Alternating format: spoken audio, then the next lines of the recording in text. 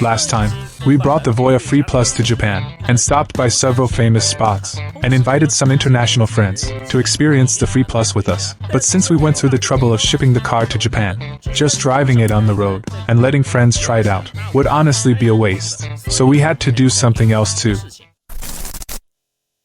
That's right, I'm currently at Gunma's Mountain Pass circuit in Japan, and behind me is the Voyah Free Plus from China, equipped with launching mode. Today I'm going to explore its performance limits here. And of course, I've also brought the star car of Initial D, the AE86, to face off on the mountain pass. So let's get started with this Chinese version of hot version.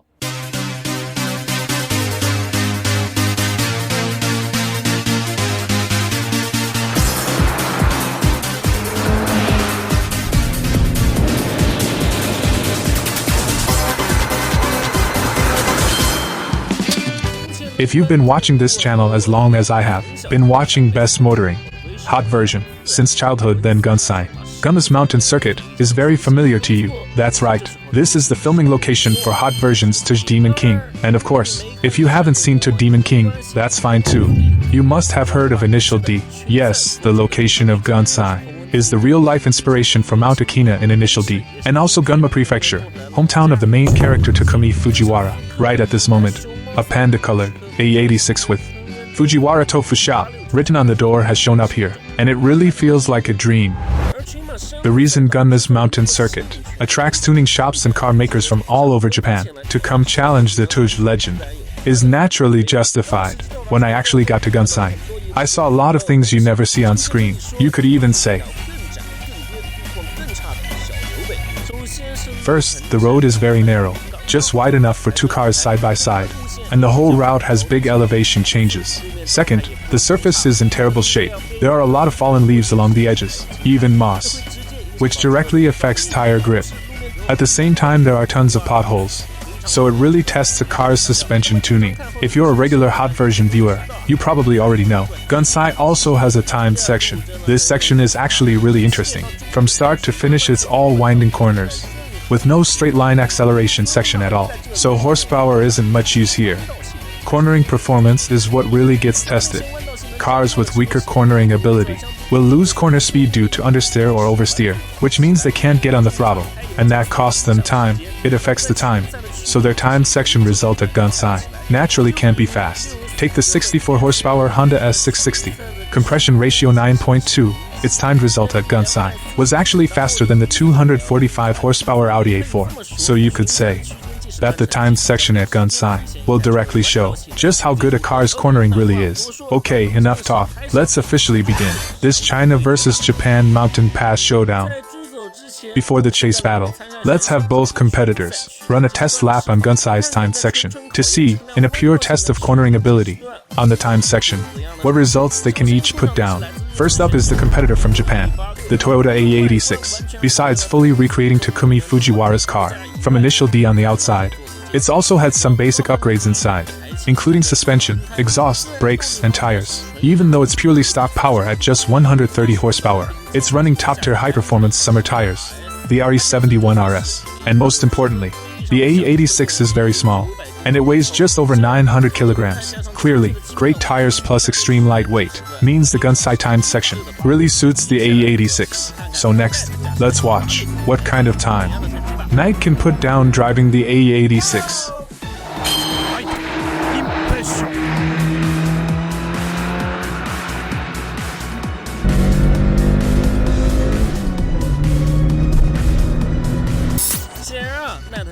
Clearly, Knight was pretty conservative on his first Gunsai run, but that's understandable. Gunsai's road conditions really are complex, so it definitely takes some practice time. Let's see if Knight's second run can push the time down further.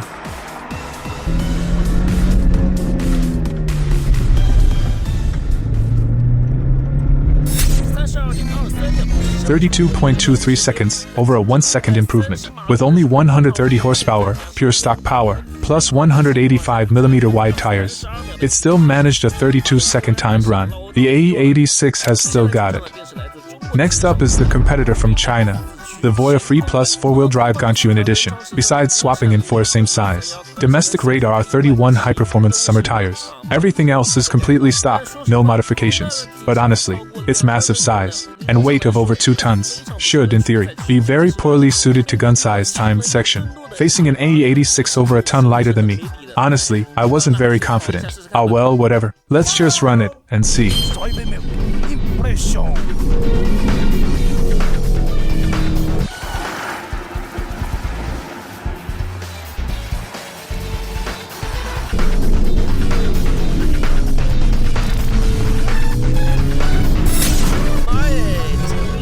Oh man, I really didn't expect this. A car that seemed totally unsuited for Gunsai's timed section, the Voyah Free Plus, actually handled it with real composure. On the first run, it already beat Knight's AE86 time by more than a second. This really boosted my confidence. Come on, let's run it again.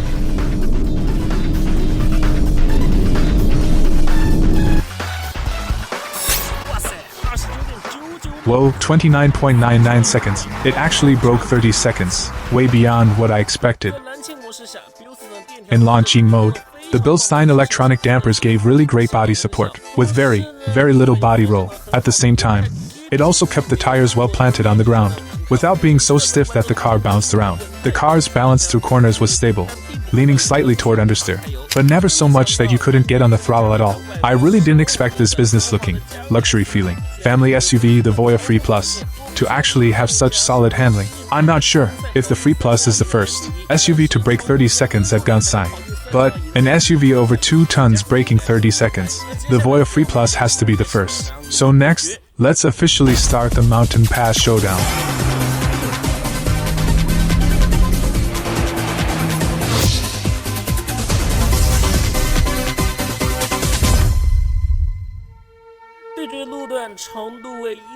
The showdown section is 1.5 kilometers long, using the lead and chase rule from initial D, before the finish. If the lead car pulls away from the chase car, the lead car is declared the winner. Conversely, if the chase car can stay glued to the lead car, the chase car is declared the winner. Best of 3 rounds, swapping lead and chase positions each round. Today I'm driving this AE86 to take on the Voyah on this Japanese mountain pass, to see on its home turf in Japan whether this car of mine can actually catch the Voyah. This has got to be the first time in history a Chinese car has come to Gunma. So today, I'm going to drive our Voyah Free Plus to challenge Japan's legendary AE86 and see who's really stronger. Alright, let's start the first showdown.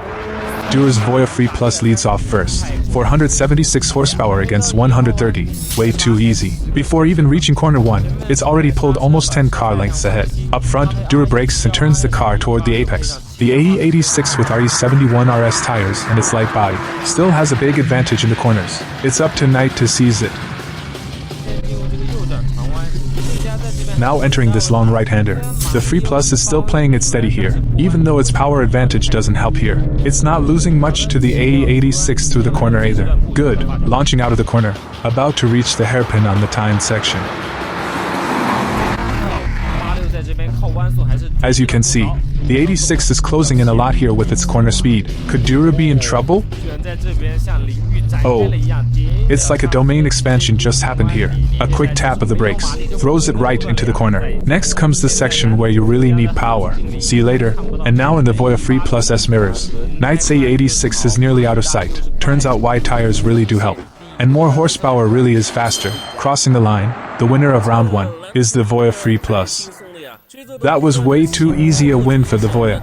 Right after the start of the chase section, there's a short pure straight line acceleration stretch, and as the lead car, the Voyah Free Plus S, 476 horsepower, completely outclasses the 130 horsepower AE86. Before it even reaches the corners, the AE86 has already lost sight of the Voyah's taillights.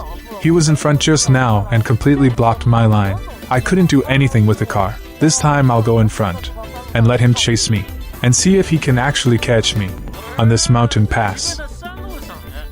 As expected, even on the mountain pass, an AE86 with only 130 horsepower against my 476 horsepower Free Plus just doesn't stand a chance. But Knight isn't convinced. He says if he's the one leading, he'll be faster than me, so let's give it another try. Okay, position swapped. Now Knight in the 86 leads off. On the straight I don't even need to touch the throttle. Hey Duru, even if we really don't need to touch the throttle here, let's not say it out loud, alright? Give my childhood a little dignity here. This guy is actually smirking. Braking that late. In round 2, Knight's braking really was much later. After all, being over a ton lighter and running such good tires helps. But even with that edge, it can't make up for over 300 less horsepower. Ooh, the AE86 has a slight edge here, but not by much.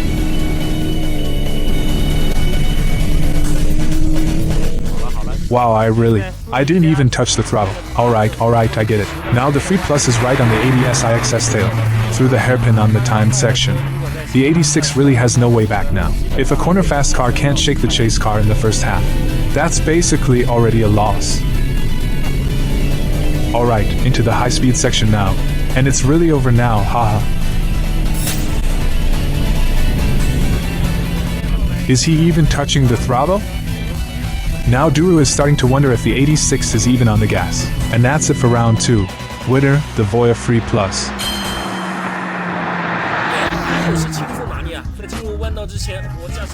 Still an easy win.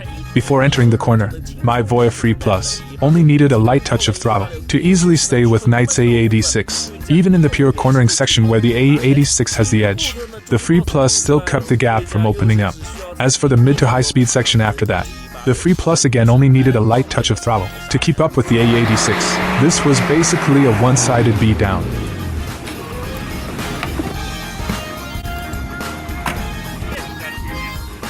So what do you say? Even with you in front, I still crushed you. I'm asking if it's your driving that's bad.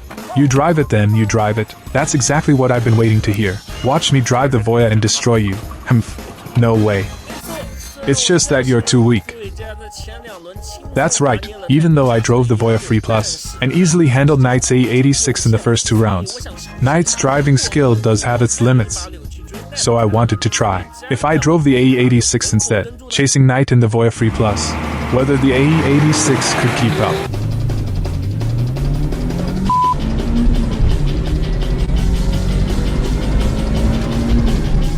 What this is. Just gone from sight. Wow, both drivers are so locked in right now. They've gone completely silent. I don't even get a chance to slack off on commentary. But honestly, no matter how many times you drive this pass in a game, coming here in real life, you're still stunned by its huge gradient and how bumpy it is. But anyway, Duru's driving skill is still quite a bit better. Such a big gap. And he closes it right back up with one braking point in the corner.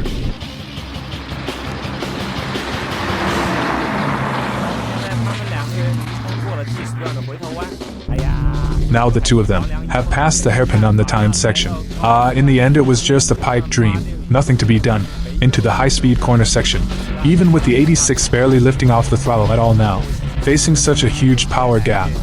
There's still nothing it can do. The world in the rearview mirror keeps getting farther away, saying goodbye. Looks like no matter who's driving the Voyah, it can easily beat an AE86 that's basically stock power. Crossing the line, the final winner is the Voyah Free Plus. You all saw it too. There really was nothing I could do. The instant we launched, my AE86 felt like it was stuck in reverse. Instantly left behind. Truly nothing I could do, even with me driving. The AE86 could only close the gap to the Free Plus a little bit on the timed section, but the moment there was any straight at all. Yeah, exactly. Just like at the start. It felt like I was stuck in reverse again, and on the mid to high speed section after that, I nearly lost sight of the Free Plus S taillights. With a gap like this, even if Takumi Fujiwara himself or Max Verstappen showed up, it probably wouldn't have made a difference. At the end of the pass, the roar of the engine and the hum of the motor both fall quiet together. What's parked here isn't just two cars. It's a handshake between two eras. The AE86, a symbol of an era, with its cable throttle's passion and mechanical directness, defined for us what it means to be truly at one with the car. Every corner it took, every drift, represented our youth. And the Voyah Free Plus is this era's answer? With its lightning-fast torque, smart electronic controls, and air suspension, it shows what precision and composure through technology really means. Every corner it exits is a calm push past the limits of performance. So this wasn't just a simple win or loss. This was a tribute, and a handoff too. What we're paying tribute to is that craftsmanship and passion that never fades. What we're handing off is the driving scepter to the future. The Voyah Free Plus proved with real performance. That purity has never disappeared. It's just found a new way to exist. When mechanical passion fuses with electronic intelligence, what we get is more power, more safety, and driving joy that's more within reach. The mountain pass is still that same road that tests courage and memory, but the way we conquer it has a new chapter now. Leaving behind the speed and passion of the past is how we drive toward a farther horizon. This is the Carlog channel. I'm Duru. See you next time. Running at Gunsai. Racing the AE86. Really looking forward to seeing how the Voyah does today.